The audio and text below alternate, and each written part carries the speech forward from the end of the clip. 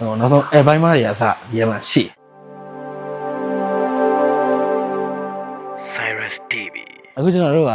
ဒါနေပြည်တော်မှာရှိရဲ့လိမ့်ဆန်ဝင်ရမှာနော်နေပြည်တော်ရောက်တာကြာပြီကျွန်တော်လိမ့်ဆန်ဝင်တခါမှမရောက်ဘူးအခုရောက်နေတာလိမ့်ဆန်ဝင်ရောက်နေတာဖြစ်ပါတယ်ကျွန်တော်တို့လိမ့်ဆန်ဝင်သွားမယ်အဝင်ရတယ်လို့မျိုးအကြီးပဲရှိရအောင်နော်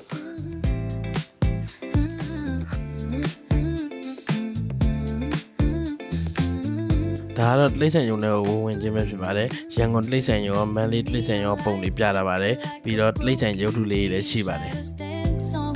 ဝင်ခြင်းမှာလည်းဒီလိုမျိုးမုတ်ဆိုင်လေးအင်ကြီးရောင်းတဲ့ဆိုင်လေးရှိပါတယ်ရိုးရဝစ်စုံတွေကိုငှားပြီးတော့လည်းဓာတ်ပုံရိုက်လို့ရပါတယ်ငှားကားတော်တော်တက်တာပါတယ်ကျွန်တော်တို့ကတော့လိမ့်ဆန်ရုံထဲမှာ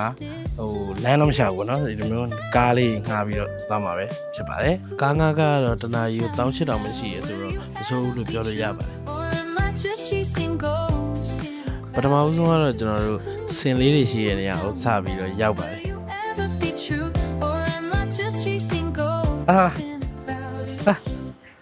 အေးကျွန်တော်တို့သမင်လေးတွေရှိရတဲ့နေရာကိုထပ်ရောက်ပါတယ်သမင်တွေကိုတော့ဒီတိုင်းပဲအပြင်မှာလွှတ်ထားဖြစ်ပါတယ်လူလဲတော်တော်ရင့်ပါတယ်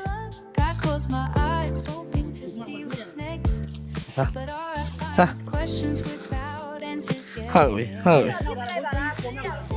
အခုကကျွန်တော်တို့ပန်နာနီတွေရှိရနေအောင်ရောက်တော့ပေါ့ပန်နာနီတွေကဒီလိုမျိုး air con နဲ့ထားရတာပေါ့နော်ကျွန်တော်မှ CPF filter မပြတော့တေချာတော့မမြင်ရဘူးသူတို့ပြပြတာဒီနောက်မှာရှိနေတဲ့မြင်ညာလေးတွေက3 color လို့ပြောရပါတော့ဒါမှကျွေးလိုက်အောင်ဟုတ်လား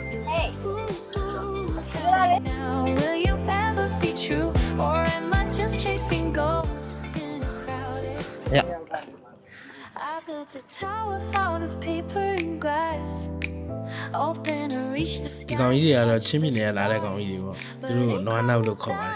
ဒါကတော့ဟိုမြက်ပေါ့နော်သူတို့မြက်ကျွေးလို့ရတယ်တဲ့ဒီကောင်ကြီး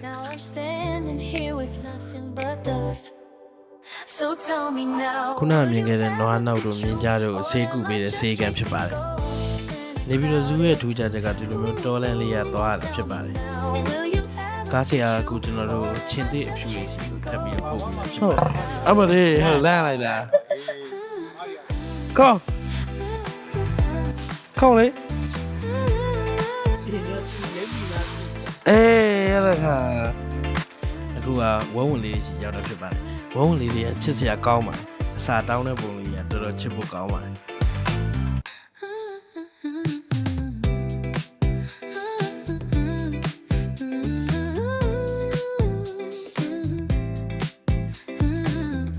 ဒါတော့ဒီကိုပထမဆုံးရောက်တဲ့ကြားဖြူပါ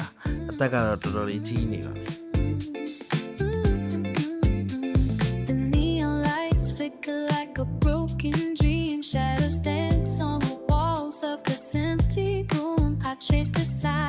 တိကလာဦးကြီးတွေကသူတို့အိမ်ထဲကနေအဲ့လိုလမ်းကြည့်ရတော်တော်ချစ်ဖို့ကောင်းပါတယ်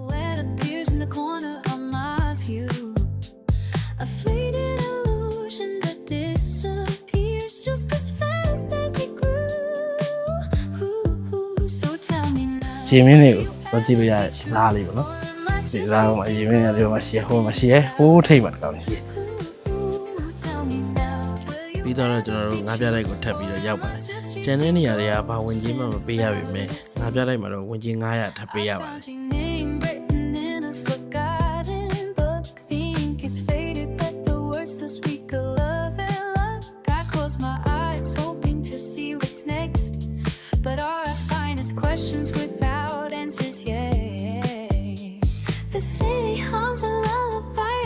ဒီနေ့ပြီးတော့ငါးပြတိုက်ကတော့ကျွန်တော်တို့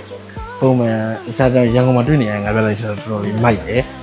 ငါးပြတိုက်ပုံစံအထဲမှာတော်တော်မိုက်တယ်ပေါ့နော်ငါးတွေလည်းတော်တော်စုံစုံနေရှိတယ်လာမွေးငါးတွေရောနောက်ဆုံးအဲပိုင်းမတွေအစဒီမှာရှိရထတဲ့သတ္တဝါတွေနဲ့တွားသားသတ္တဝါတွေပြတဲ့အခန်းကိုကျွန်တော်ဆက်ပြီးတော့ရောက်ပါတယ်ဝင်ချင်းကျွန်တော်မြင်နေရတာအောက်ချင်းငှက်လေးတွေ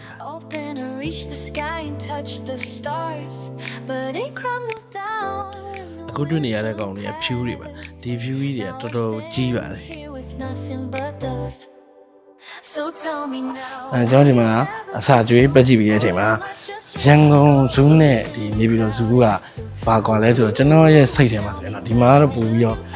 တဘာဝဆန်တယ်ပို့ပြီးတော့လွတ်လပ်တယ်လို့ကျွန်တော်ခံစားရတယ် ဒါပေမဲ့အကောင်ကြီးကတော့ကျွန်တော်ရန်ကုန်တော့မများဘူးတို့ပေမဲ့ဒီမှာကပို့ပြီးတော့လွတ်လွတ်လပ်နေရတယ်လို့ပို့ပြီးတော့ခံစားရတယ်ဒါကြောင့်နေပြီးတော့ရောက်ရင်နေပြီးတော့ zoo ကိုလာနေဖို့အတွက်မမေ့နေပါဘူးနောက်ဗီဒီယိုမှာပြန်တွေ့မယ်